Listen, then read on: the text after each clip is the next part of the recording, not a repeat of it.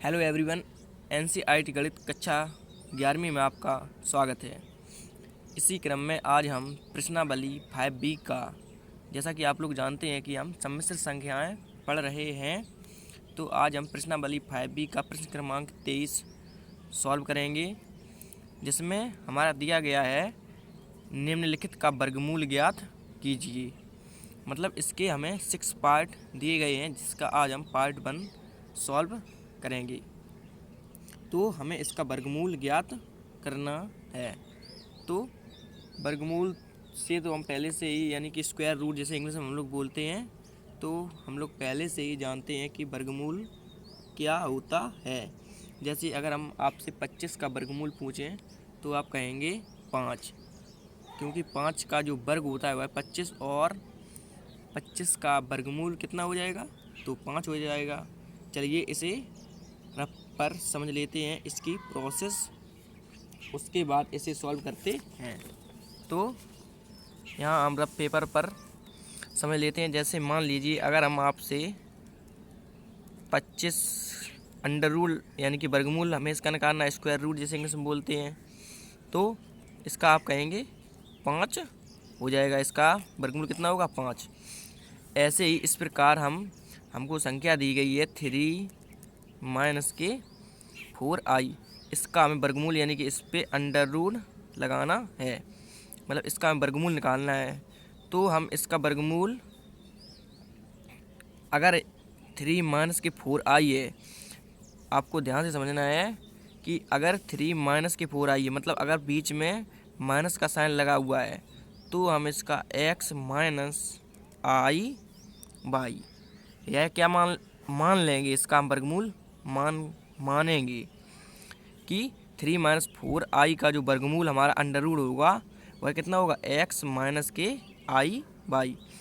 और अगर मान लीजिए यहाँ प्लस होता तो हम मानते x प्लस आई बाई, क्योंकि हम लोग सम्मिश्र संख्या पढ़ रहे हैं, इसलिए हम x माइनस आई बाई या x प्लस आई बाई, हम लोग जानते हैं कि सम्मिश्र संख्या हमारी कैसी होती हैं, तो आंसर है वह a प्लस आई बी के रूप में होती हैं, जिसका हमारा पहला भाग वास्तविक होता है और दूसरा भाग काल्पनिक होता है। जिसमें i साथ में होता है वह हमारा काल्पनिक भाग होता है, और जिसमें i साथ में नहीं होता है वह हमारा वास्तविक भाग होता है। ये तो आप जानते ही हैं। तो हमारी इसकी प्रोसेस क्या है, अब हम इसका मान लीजिए 3 माइनस 4i का हमें क्या ज्ञात करना है, तो वर्गमूल ज्ञात करना है। तो हम इस पर अंडर रूट का साइन लगाएंगे, क्योंकि अगर हम आपसे कहें कि 25 का वर्गमूल या 64 या 64 का वर्गमूल, आपको ध्यान से देखना है कि 64 का वर्गमूल बताइए, तो आप इस पर अंडर रूट लगाएं, क्योंकि हमें इसका वर्गमूल याद करना है। तो इसका कितना हो जाएगा, तो इसका 8 हो जाएगा, क्योंकि 8 का वर्ग 64 और 64 का वर्गमूल 8, ये हो जाएगा। तो अब हमें ज्ञात किसका करना है, आपको ध्यान से देखना है हमें किसका ज्ञात करना है। तो आंसर है हमें 3 माइनस 4i, किसका ज्ञात करना है हमें, 3 माइनस के 4i। तो 3 माइनस 4i का हम मान लेंगे x माइनस के आई बाई। अगर यहाँ पे प्लस होता तो हम, जैसे मान लीजिए अगर हम आपसे कहें 2 प्लस 6i, इसका वर्गमूल हम अगर ज्ञात करना है, तो सबसे पहले हम अंडर रूट का इसके ऊपर निशान लगाएंगे। उसके बाद अब हम इसका अगर मानेंगे तो क्या मानेंगे, तो हम इसका x, क्योंकि यहाँ प्लस है तो x प्लस के आई बाई, यह इसका वर्गमूल हम मान लेंगे। और यहाँ पे आप x माइनस आई बाई की जगह a माइनस आई बी भी मान सकते हैं। और अब इसके बाद, तो हम इसकी बात कर रहे थे, आपको यह ध्यान से देखना है, अंडर रूट 3 माइनस के 4i का हम वर्गमूल मानेंगे x माइनस के आई बाई।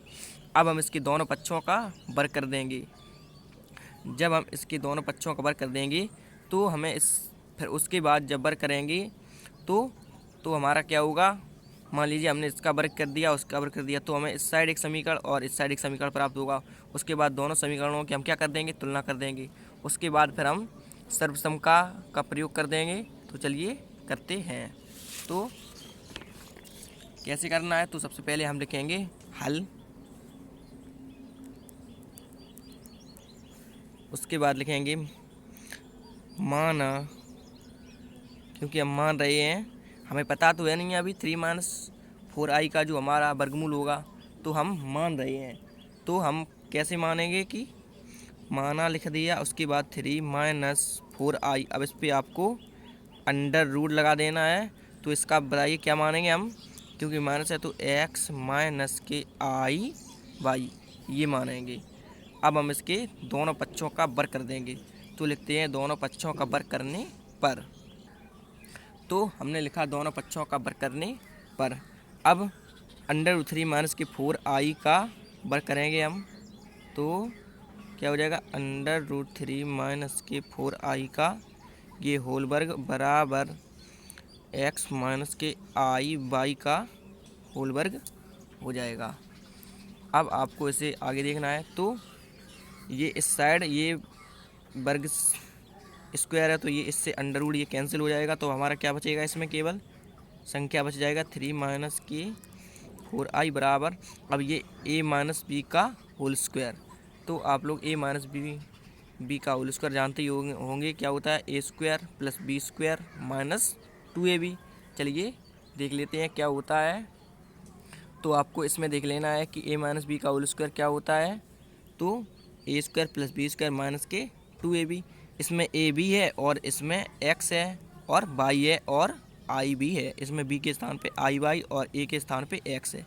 चलिए a स्क्वायर यानी कि x का स्क्वायर हो जाएगा। आपको फॉर्मूले में देखना है a स्क्वायर यानी कि x का स्क्वायर और प्लस लगाया तो, और आपको ध्यान से देखना है कि अगर प्लस लगाया तो प्लस लगा देना है, प्लस लगा दीजिए। और बी स्क्वायर यानी कि आई का भी स्क्वायर हो जाएगा और बाई का भी स्क्वायर हो जाएगा। अब फार्मूले में -2 जो कहते हैं और ए बी यानी कि एक्स और आई बाई का गुणा। तो कर देंगे हम 2 और आई और एक्स बाई हो जाएगा। अब आपको आगे ध्यान से देखना है। तो ये 3 माइनस के 4i बराबर एक्स स्क्वायर जो कहते हो, और आई स्क्वायर का मान हम लोग जानते हैं कितना होता है, बताइए आप। तो आप कहेंगे आई स्क्वायर का मान -1 होता है। तो प्लस आई स्क्वायर का मान -1 और ये by square -2i x by. हम यहाँ पे direct X square minus Y square भी लिख सकते हैं, लेकिन हमने आपको समझने के लिए ऐसा कर रहे हैं।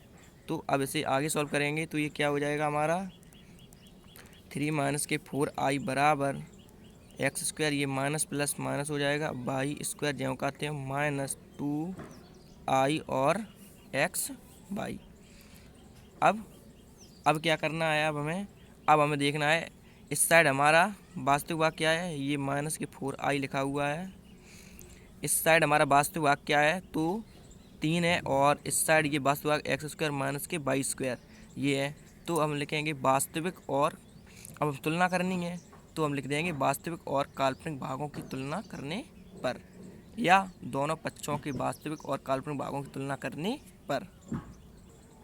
तो चलिए हमने लिखा दोनों पक्षों के वास्तविक और काल्पनिक भागों की तुलना करने पर। इसमें आपको याद रखने वाला कोई सिस्टम नहीं है कि ये इतना बड़ा मैंने लिख दिया तो आपको याद करना पड़ेगा। इसमें याद करने की कोई बात नहीं है। आप केवल इतना भी लिख सकते हैं कि तुलना करने पर, लेकिन हमने आपको समझने के लिए लिख दिया है कि हम किसकी तुलना कर रहे हैं। हमने दोनों पक्षों की तुलना कर रहे हैं। पहली बात तो जानते हैं कि दोनों पक्षों की तुलना कर रहे हैं। उसके बाद अब दोनों पक्षों में भाग कैसे हैं, वास्तविक और काल्पनिक। तो हमने लिखा दोनों पक्षों के वास्तविक और काल्पनिक भागों की तुलना करने पर। चलिए अब हम कर देते हैं। तो सबसे पहले वास्तविक भाग बराबर वास्तविक भाग लिख देंगे।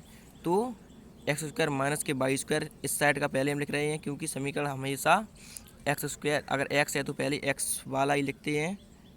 एक्स स्क्वायर माइनस के बाई स्क्वायर बराबर, अब बराबर इस साइड देखना है। तो इस साइड हमारा क्या है वास्तविक भाग, तो आप कहेंगे 3। तो इसे हम समीकरण,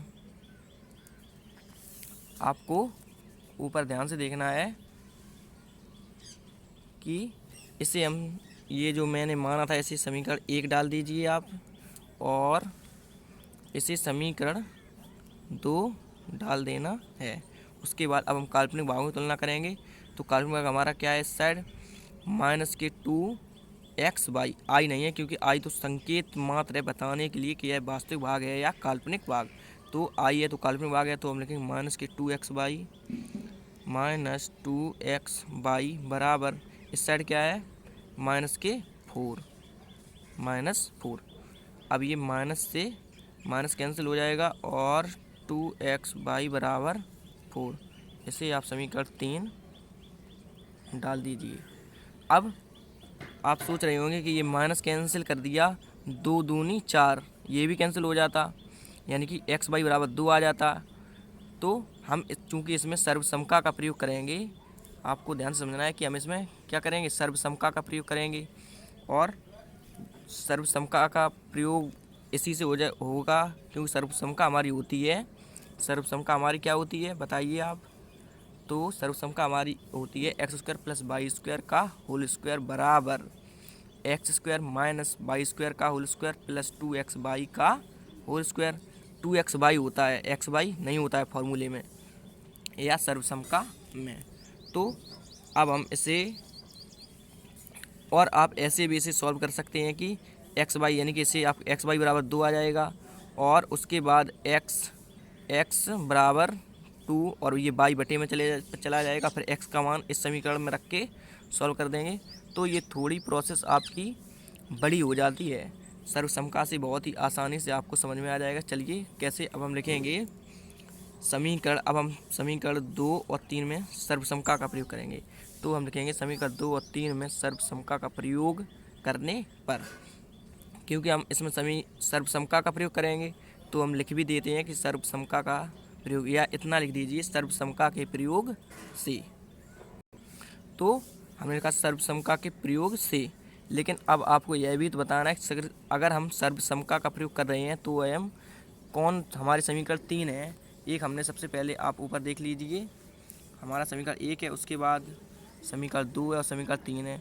तो यह भी तो बताना है कि हम समीकरण कौन से में, मतलब कौन कौन में सर्वसमका का प्रयोग कर रहे हैं। तो हमने लिखा सर्वसमका के प्रयोग से और समीकरण 2 व 3 में।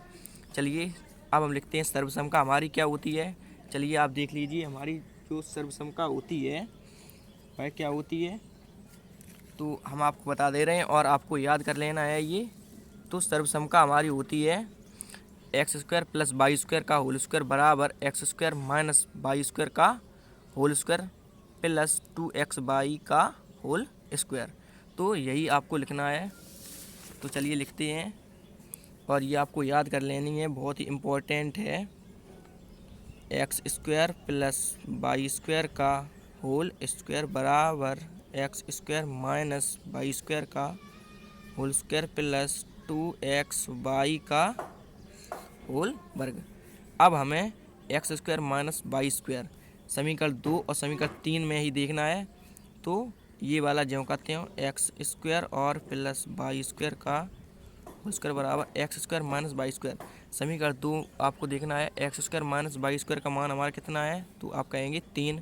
तो ये क्या हो जाएगा, स्क्वायर है तो 3 का स्क्वायर प्लस 2xy, ये समीकरण 3 में आपको देखना है। तो 2xy का हमारा मान कितना है, 4। तो 2xy के स्थान पे हम क्या रख देंगे, 4, और होल स्क्वायर है ऊपर देखिए तो ज्यों का त्यों। अब x² + y² का होल स्क्वायर बराबर 3 का वर्ग कितना हो जाएगा बताइए, 9, और 4 का वर्ग 16। अब आपको आगे देखना है, तो आगे अब ये क्या हो जाएगा, x² + y² का होल स्क्वायर बराबर 16 और 9, ये कितने हो जाएंगे, 25। उसके बाद x² + y² का x² + y², अब ये होल स्क्वायर नहीं करना है, क्योंकि ये इस साइड होल स्क्वायर है तो इस साइड क्या हो जाता है, वर्गमूल हो जाता है। यानी कि अगर हम ऐसे लिख देंगे तो x² + y², अब ये जो स्क्वायर था इस साइड, ये साइड अंडर रूट हो जाएगा या वर्गमूल हो जाएगा। तो अब क्या हो जाएगा, x² + y² और 25 का जो वर्गमूल होगा हमारा कितना होगा, 5। अब ये x² + y², इसे हम समीकरण 4 डाल देंगे, x² + y² बराबर 5, ये हमारा समीकरण 4 हो गया। अब हमें देखना है कि समीकरण x² - y² बराबर 3, यह समीकरण दूसरा, और x² + y² बराबर 5, ये हमारा समीकरण 4 है। तो ये x² और y² में है, तो ये दोनों सेम है, तो हम अब लिखेंगे समीकरण 2 और 4 को हल करने पर। चलिए समीकरण 2 और 4 को हल कर लेते हैं। तो हमने लिखा समीकरण 2 व 4 को हल करने पर।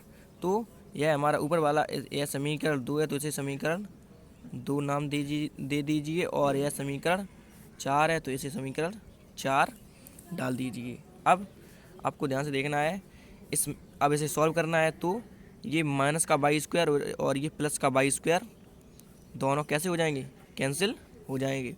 उसके बाद एक्स स्क्वायर और एक्स स्क्वायर दोनों प्लस के हैं तो ये कितने जुड़ जाएंगे, तो ये क्या हो जाएंगे 2x स्क्वायर बराबर 5 और 3 8। अब हम इसे एक्स स्क्वायर बराबर 8 और ये 2 गुणा में है तो ये इस साइड आएगा बटे में, यानी कि 2। अब इसे 2 चेक के 8 कैंसिल कर देंगे तो ये एक्स स्क्वायर बराबर कितना आ जाएगा, 4 बार जाएगा तो ये 4 आ जाएगा। और x बराबर जब हम इसका वर्गमूल लेंगे, अभी हम लोगों ने समझा था कि ये इस साइड स्क्वायर तो इस साइड इसका ये वर्गमूल ले लेंगे तो 4 का वर्गमूल प्लस माइनस 2 हो जाएगा, क्योंकि जब हम वर्गमूल लेते हैं तो उसे प्लस माइनस में लिखते हैं, प्लस माइनस का साइन लगाते हैं। तो ये हो जाएगा x का मान। अब हम x का मान समीकरण 2 में रख देंगे, या समीकरण 4 में रख दीजिए, या समीकरण 3 में रख दीजिए।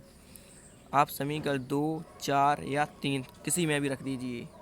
तो अब आगे आपको ध्यान से देखना है। तो हम लिखेंगे, तो अब हम लिखेंगे x का मान समीकरण 2 में रखने पर, क्योंकि हम x का मान समीकरण 2 में रख रहे हैं। आप किसी में भी रख दीजिए, आंसर आपका आ जाएगा। चलिए, तो हमने लिखा x का मान समीकरण 2 में रखने पर, और समीकरण 2 हमारा आप देख लीजिए क्या है, एक्स स्क्वायर माइनस के वाई स्क्वायर बराबर 3। तो हमने लिखा एक्स स्क्वायर माइनस के वाई स्क्वायर बराबर 3, इसे समीकरण 2 नाम दे दीजिए क्योंकि यह समीकरण 2 है। तो अब हम x का मान रखेंगे, तो या आप ऊपर देख लीजिए एक्स स्क्वायर बराबर 4 डायरेक्ट रख दीजिए, या x बराबर प्लस माइनस 2 है, जब हम इसका वर्ग करेंगे तो यह 4 ही आ जाएगा। तो एक्स स्क्वायर का मान कितना हो जाएगा, 2 का वर्ग 4 और माइनस के वाई स्क्वायर बराबर 3। अब आपको ध्यान से देखना है, ये जो 4 है ज्यों का त्यों, और ये इस साइड 3 किसका है, प्लस का है, तो इस साइड आएगा ये माइनस का हो जाएगा। और ये माइनस का जो वाई स्क्वायर है इसे हम इस साइड लेके आएंगे तो ये प्लस का वाई स्क्वायर हो जाएगा। अब इसे पलट के लिख दीजिए, तो वाई स्क्वायर बराबर 4 में से हम 3 कम करेंगे तो कितना बचेगा, हमारा 1 बचेगा। आपको ध्यान से देखना है कि ये वाई स्क्वायर है, हम इसे इस साइड लेके, मतलब बराबर के बराबर आप लिख सकते हैं, बराबर के बराबर है तो इसे वाई स्क्वायर बराबर, आपको ध्यान से समझना है, वाई स्क्वायर बराबर 4 माइनस के 3 लिख सकते हैं, तो आंसर बिल्कुल लिख सकते हैं। अब 4 में से जब 3 कम होंगे तो हमारा कितना बचेगा, 1 बचेगा। तो अब इसके बाद जब हम वाई का ये वर्गमूल लेंगे तो ये प्लस माइनस के 1 हो जाएगा। अब हमने x और y के मान प्राप्त कर लिए हैं, तो अब हमें समीकरण 1 देखना है जिसका हमें वर्गमूल ज्ञात करना है। तो समीकरण 1 हमारा क्या था, √3 माइनस के 4i बराबर x माइनस के आई वाई, यानी कि x और y के मान हमने प्राप्त कर लिए हैं। अब हम इसमें x और y के मान रख देंगे तो हमें 3 माइनस 4i का क्या हो जाएगा, वर्गमूल प्राप्त हो जाएगा। तो चलिए लिखते हैं कि x और y के मान समीकरण 1 में रखने पर। तो हमने लिखा अब x और y का मान समीकरण 1 में रखने पर, तो यह हमारा समीकरण 1 है, √3 माइनस के 4i बराबर x माइनस के आई वाई, इसे समीकरण 1 आप नाम दे दीजिए क्योंकि यह समीकरण 1 है। अब हम x और y के मान रखेंगे तो ये √3 माइनस के 4i आपको ज्यों का त्यों लिख देना है बराबर x माइनस के आई वाई। चलिए x का मान देख लेते हैं, हमारा ऊपर अभी हमने निकाला था, कहाँ गया हमारा, तो ये रहा x का मान, x बराबर प्लस माइनस अंडर रूट नहीं है, केवल प्लस माइनस 2 है। चलिए लिख देते हैं x के स्थान पर, तो x के स्थान पर क्या लिखेंगे हम, प्लस माइनस के 2 और ये वाला माइनस और i ज्यों का त्यों, चूँकि ये गुणा में है y, तो अब हम y का मान ब्रैकेट में लिख देते हैं। तो y का मान हमारा ये है प्लस माइनस 1। अब आपको आगे ये ध्यान से देखना है, तो अब हमारा क्या हो जाएगा, √3 माइनस के 4i बराबर, इसमें अब हमें कॉमन निकालना है, तो हमारा कॉमन क्या बचेगा, आपको ध्यान से देखना है, प्लस माइनस, तो प्लस माइनस ये है इस साइड, माइनस की इस साइड है, और प्लस माइनस इस साइड है। तो इसमें से हम प्लस माइनस कॉमन ले लेंगे तो अंदर हमारा क्या बच जाएगा, केवल प्लस माइनस हमने कॉमन ले लिया तो अंदर बच जाएगा 2, और ये वाला माइनस ज्यों का त्यों, ये वाला माइनस हमने इसमें टच भी नहीं किया है। हमने एक बार फिर समझ लीजिए क्या किया है कि ये जो माइनस से पहले प्लस माइनस है, माइनस से पहले ये प्लस माइनस 2 है, और माइनस के बाद ये प्लस माइनस 1 है, तो हमने केवल प्लस माइनस कॉमन ले लिया है, और अब हमारा अंदर ब्रैकेट में क्या बच जाएगा, 2 बच जाएगा, और ये माइनस त्यों का त्यों, और आई का इसमें हम अंदर 1 में गुणा करेंगे तो ये केवल आई ही आ जाएगा। तो अब ये हमारा एग्जैक्ट मान √3 माइनस 4i का जो हमने वर्गमूल प्राप्त किया है हमारा कितना आया है, प्लस माइनस 2 माइनस के आई। तो यही हमारा आंसर हो जाएगा। तो आशा करता हूँ कि यह प्रश्न आपको अच्छे समझ में आ गया होगा, और अगर नहीं आया है तो आप हमें कमेंट में बता सकते हैं। तो चलिए हम आपको इसकी प्रोसेस बता दे रहे हैं कि इसमें हमने क्या किया। तो सबसे पहले आप यहीं से समझ लीजिए कि हमने सबसे पहले √3 माइनस मतलब 3 माइनस 4i हमें दिया गया था, तो हमने इस पर अंडर रूट लगा दिया क्योंकि हमें वर्गमूल ज्ञात करना था। तो हमने इसका माइनस था तो हमने x माइनस के आई बाई मान लिया। उसके बाद दोनों पक्षों का वर्ग कर दिया। दोनों पक्षों का वर्ग करने पर समीकरण एक इस साइड दोनों साइड थे, तो हमने वास्तविक और काल्पनिक भागों की तुलना कर दी। उसके बाद हमने क्या किया कि सर्वसमका का प्रयोग किया, उसके बाद हमें समीकरण प्राप्त जो हुए उन्हें हमने सॉल्व किया। उसके बाद x और y के मान प्राप्त किए। फिर तो आप एक बार फिर से समझ लीजिए कि हमें 3 माइनस 4i दिया गया था। उसके बाद x माइनस के आई बाई ये मैंने वर्गमूल इसका मान लिया। उसके बाद हमने दोनों पक्षों का वर्ग कर दिया। आपको ध्यान से देखना है ये। तो हमें ये एक समीकरण इस साइड ये प्राप्त हो गया, एक इस साइड हमने फिर लिखा, दोनों पक्षों के वास्तविक और काल्पनिक भागों की तुलना कर दी। उसके बाद ये हमें 2 समीकरण प्राप्त हुए। अब हमने इसमें सर्वसमका का प्रयोग किया। तो सर्वसमका प्रयोग किया क्योंकि हमें x² प्लस y² ऊपर देखना है आपको कि x² माइनस के y² ये समीकरण 2 था। हमें इस प्रकार का एक समीकरण प्राप्त करना था, क्योंकि अब हम जब एक से ये समीकरण हो जाएंगे तो हम आराम से सॉल्व कर सकते हैं। तो इसके बाद हमने क्या किया, देखिए समीकरण 2 और 4 को फिर हमने हल कर लिया। तो हमने ये समीकरण 2 व 4 को हल कर लिया। उसके बाद हमें x और y के मान प्राप्त हुए। फिर हमने ये मान समीकरण जो 1 था उसमें रख दिए। उसके बाद हमें ये प्लस माइनस के 2 माइनस के i वर्गमूल प्राप्त हो गया। तो